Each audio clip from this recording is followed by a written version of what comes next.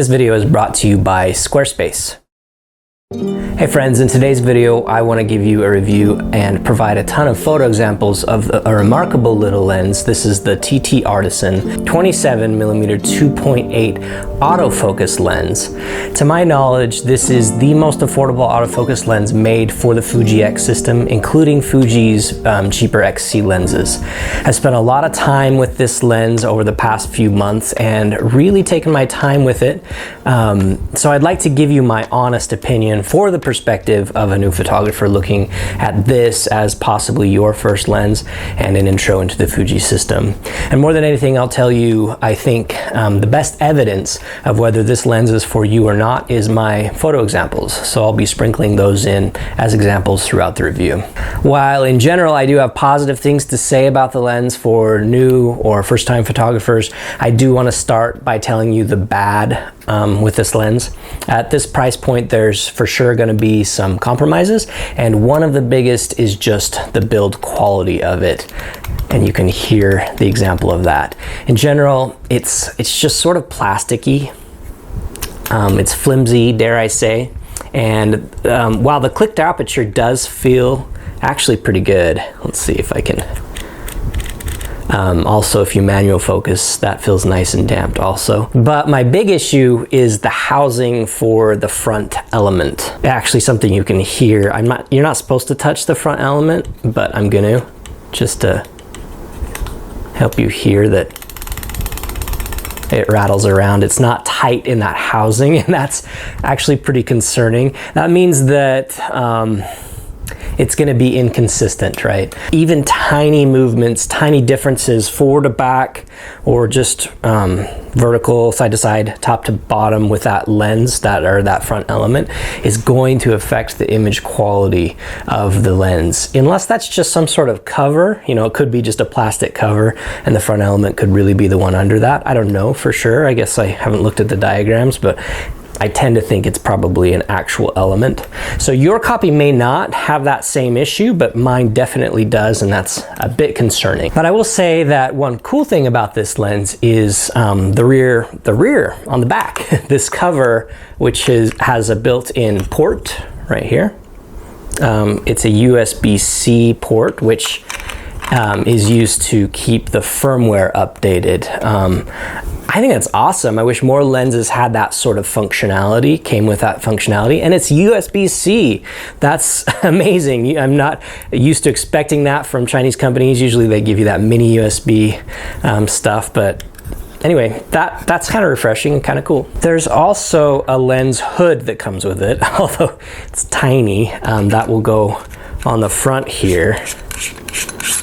And I mean, it doesn't do a ton, but it does something, and you're actually going to want that, as I'll show you later, because this does have trouble with flaring. Actually, I guess we could just talk about that now.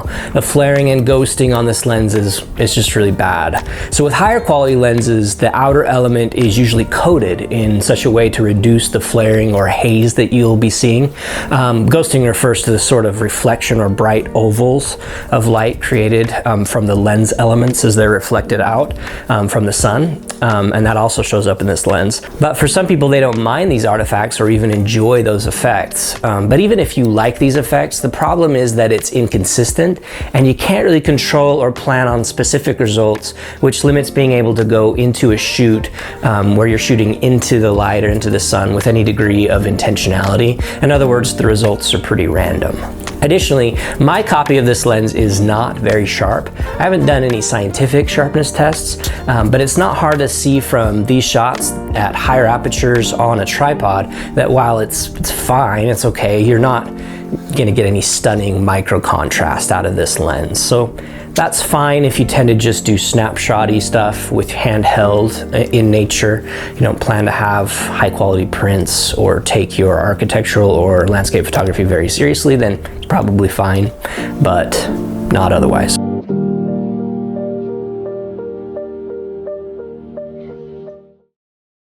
But one big caveat I have to give is that with these more affordable lenses, there tends to be a high level of difference. When manufacturers use cheaper tools, and materials, there tends to be variation. And even the slightest tiny variation, as I've said with that front element, for example, in the way the lens is put together, can create drastic differences in quality from copy to copy. Going along with that, manufacturers have quality control practices that differ. With better lens manufacturers, they will use much more thorough inspections. They'll throw out lenses that don't make the cut. With TT Artisan, I have noticed more variation in their lenses, which means lower quality QC or quality control practices, which means my lens here might be better or worse than the one you get.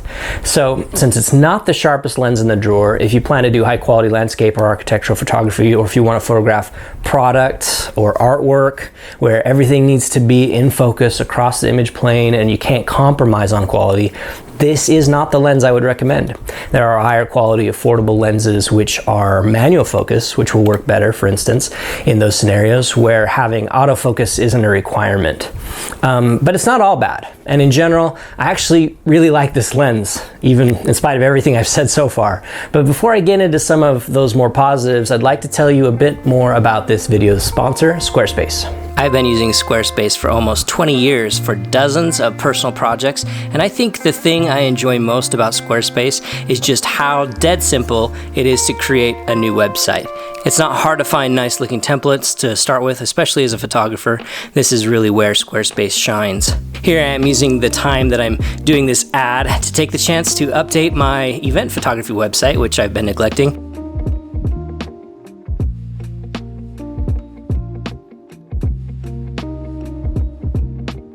I need to add some of my recent shoots, but in the time that it's taken me just to talk to you about this, you can see that I've added another gallery. It's very simple. More recently, I've been taking advantage of Squarespace's awesome online store feature to sell access to my raw photos for my camera comparison videos, which has been a great way to earn a little extra money with very little effort. If you'd like to start your own Squarespace website, go to squarespace.com/AndrewGood for a free trial and then 10% off when you're ready to purchase. Thanks, Squarespace.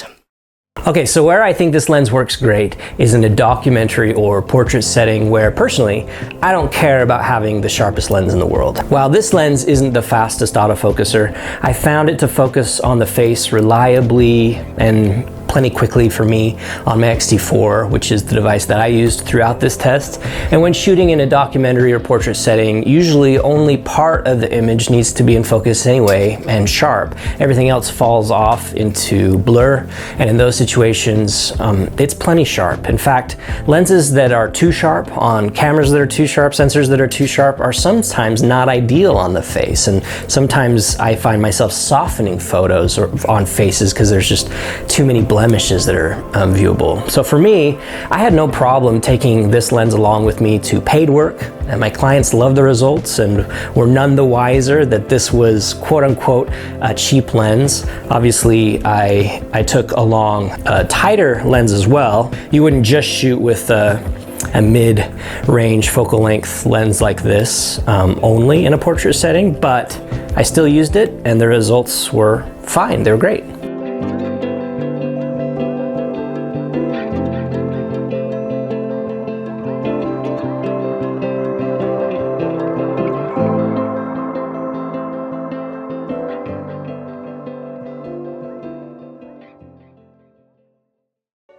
The out of focus areas of this lens, or the bokeh, I felt was interesting. This is more of a character lens where bokeh is not as smooth as you might get with some of the more refined Fuji lenses, but you get some more character in those bokeh balls and in the edges of things.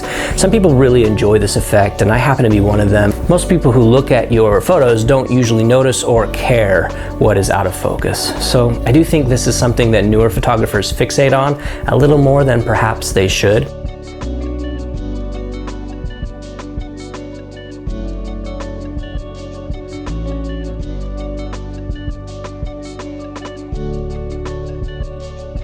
But I think the thing that I love most about this lens is just that it's so small.